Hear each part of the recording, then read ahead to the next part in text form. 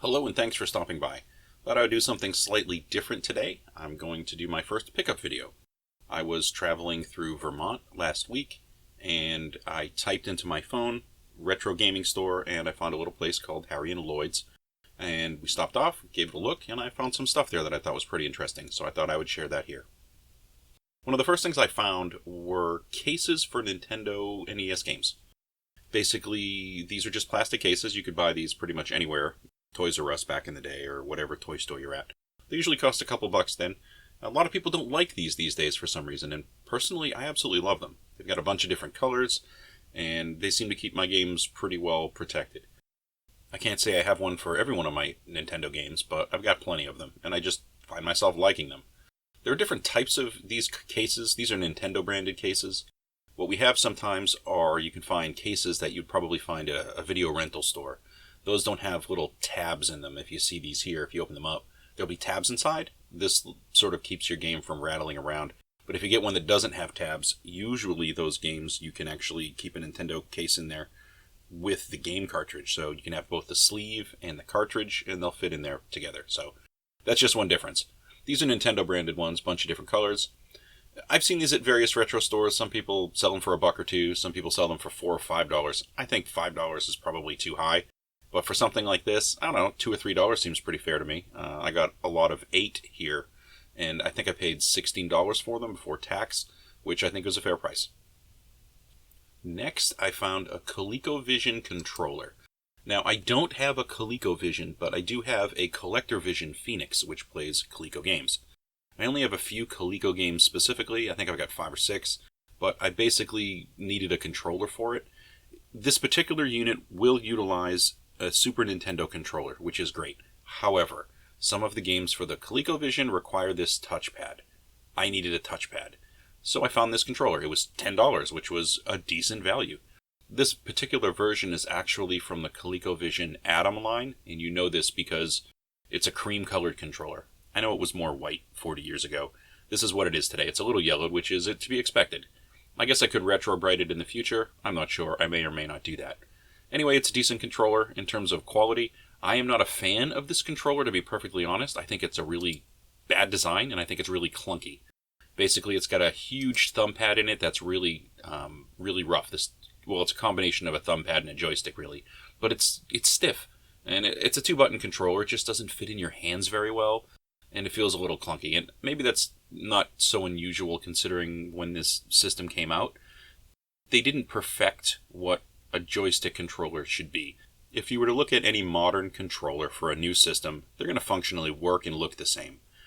Yes, there's a difference between an Xbox and a PlayStation controller, but they have the same number of buttons, they have the same type of directionals, they have different configurations. You move that along to the Nintendo Switch, it's basically the same thing. So we've got to a stage where controllers are built in a certain way because we have expectations.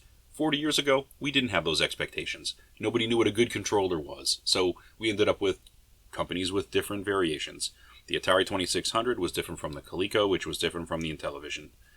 I don't like this controller in particular, but I need this thumb pad, these buttons here, for certain games, so I'll plug it in. One of the things I also don't like about this controller is the cord.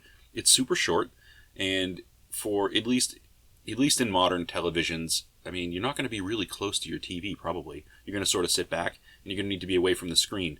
This controller doesn't stretch that long, and it's a coiled controller. If it did stretch, and this thing's probably 3.5, 4 feet long, if it did stretch, the cable's going to look terrible. The controller's going to be a mess when it's stretched out. So, I don't know. Maybe there are extenders online. I might go looking for one. The next thing I found was a Star Raiders controller for the Atari 2600. This was a really good find because it was basically, I think it was $7, $6 for a controller with the overlay intact, and it's in really clean and good shape. I have the game. I can't say I've ever played it, but I got it. And now I have the controller for it, which is great because it means I don't have to fumble with the second joystick to figure out how to utilize the different functions in the game. So I was very happy to get this one. Next, I got an Atari 2600 game called Thunderground, which is a Sega game. I don't know if it's any good. It costs $10. It's probably the outside of what I would pay for an Atari 2600 game, I think. Generally speaking, for Atari games, most are going to run between, I don't know, $4 and $6 maybe, at least the ones I see. There are some room for real expensive games, but personally, The most expensive Atari 2600 game I bought was Pitfall 2, and I paid just over $20 for it. That's it. I can't think of any other game that I'd pay more for, and I'm unwilling to go higher than that. And that's unfortunate because I know there are some games in the retro market that try to command those prices. I would love to get Activision's Hero game, but Hero is running for $60 or $70 right now, and there's no way I'm paying that amount of money for it. Not going to happen. Next, I found an Atari 2600 game called Dark Chambers.